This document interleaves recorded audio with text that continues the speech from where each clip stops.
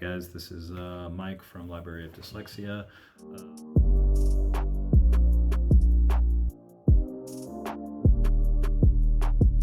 Belief, truth, shun error. These we see are two materially different laws, and by choosing between them, we may end up coloring differently our whole intellectual life.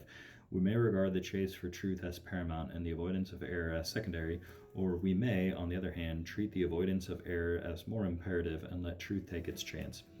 Clifford, in the instructive passage which I have quoted, exhorts us to the latter course. Believe nothing, he tells us. Keep your mind in suspense forever, rather than by closing it on insufficient evidence, incur the awful risk of believing lies. You, on the other hand, may think that the risk of being in error is a very small matter when compared with the blessings of real knowledge, and be ready to be duped many times in your investigation rather than postpone indefinitely the chance of guessing true. I myself find it impossible to go with Clifford. We must remember that these feelings of our duty about either truth or error are in any case only expressions of our passional life.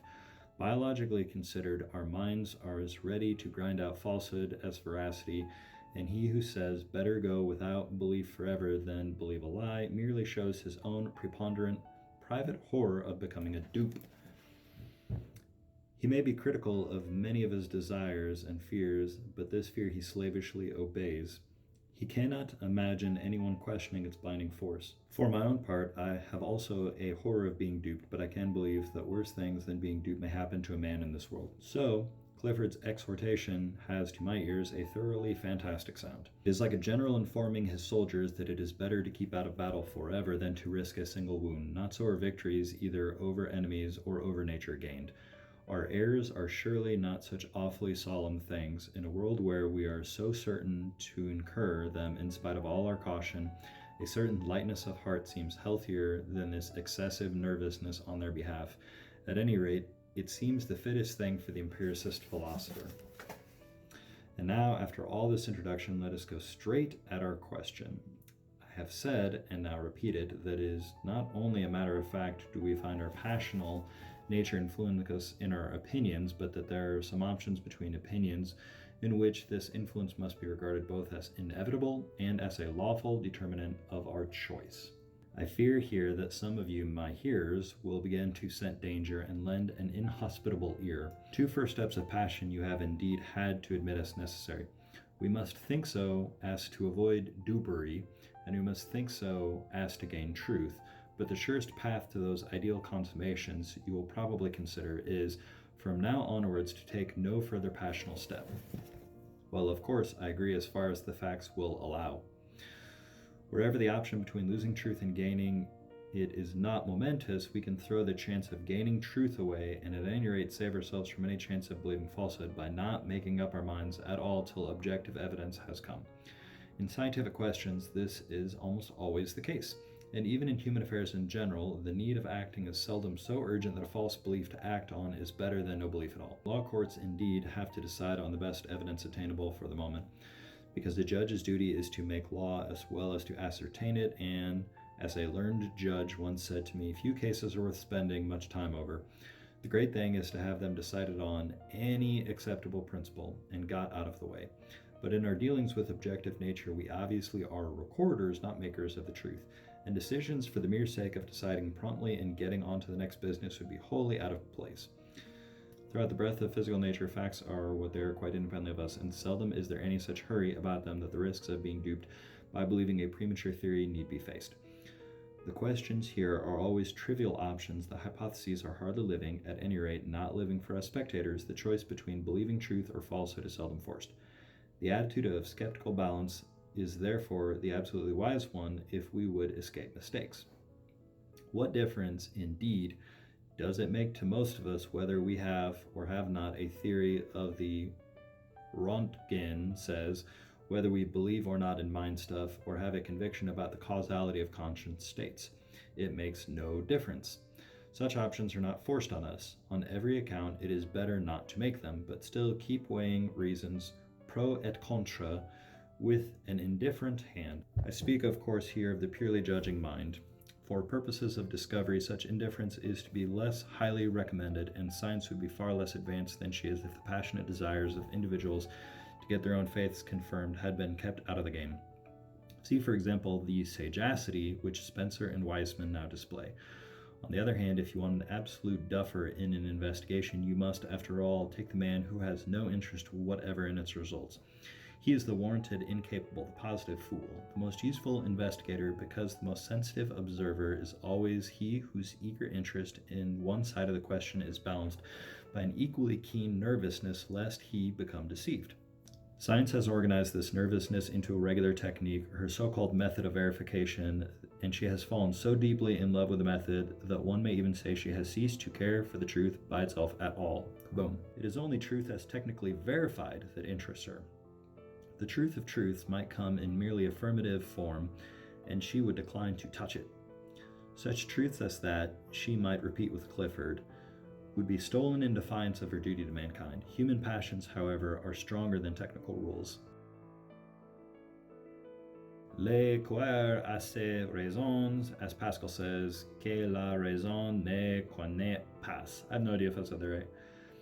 And however indifferent to all but the bare rules of the game, the umpire, the abstract intellect may be, the concrete players who furnish him the materials to judge of are usually each one of them in love with some pet live hypothesis of his own. Let us agree, however, that wherever there is no forced option, the dispassionately judicial intellect with no pet hypothesis, saving us, as it does, from dupery at any rate, ought to be our ideal.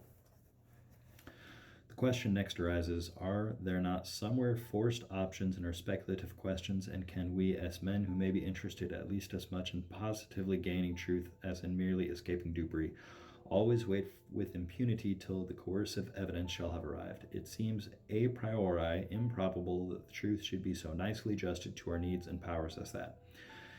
In the great boarding house of nature, the cakes and the butter and the syrup seldom come out so even and leave the plates so clean. Indeed, we should view them with scientific suspicion if they did. Moral questions immediately present themselves as questions whose solution cannot wait for sensible proof.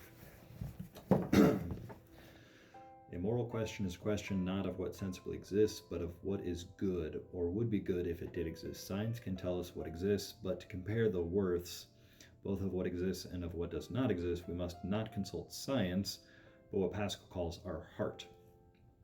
Turn now from these wide questions of good to a certain class of questions of fact, questions concerning personal relations, states of mind between one man and another. Do you like me or not? For example, whether you do or not depends in countless instances on whether I meet you halfway, am willing to assume that you must like me, and show you trust and expectation. The previous faith on my part in your liking's existence is in such cases what makes your liking come. But if I stand aloof and refuse to budge an inch until I have objective evidence, until you shall have done something apt, as the absolutists say, ad extor quendam essensum meum, I can't read Latin either, 10 to 1 your liking never comes. How many women's hearts are vanquished by the mere sanguine instance of some man that they must love him? He will not consent to the hypothesis that they cannot. The desire for a certain kind of truth here brings about that special truth's existence, and so it is in innumerable cases of other sorts, and where faith in a fact can help create the fact.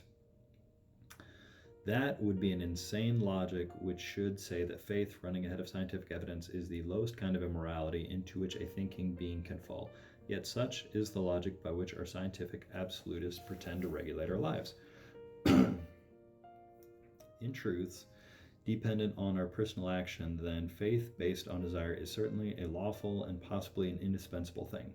But now it will be said, these are all childish human cases and have nothing to do with great cosmical matters like the questions of religious faith.